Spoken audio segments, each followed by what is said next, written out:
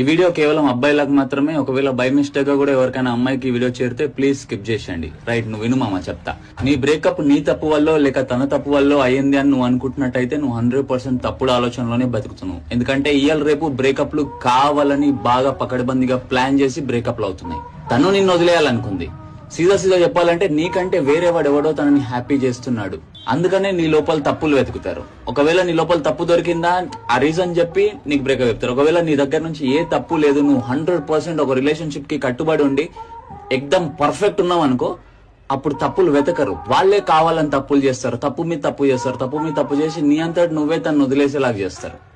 And ఇంకో మజా విషయం చెప్పాలా, నేను అమ్మాయిల దగ్గర ఒక వియర్డ్ మ్యాజిక్ ఉంటది. అది తను ఎంత పెద్ద తప్పు చేసినా సరే ఆ తప్పు ఏందో కూడా నువ్వు మర్చిపోయేటట్టు కన్విన్స్ చేయగలరు. తను నేను కన్విన్స్ చేయలేదంటే తనకి నిన్ను వదిలేయాలని ఉండే మామ. So it's not a mistake bro, it was a choice.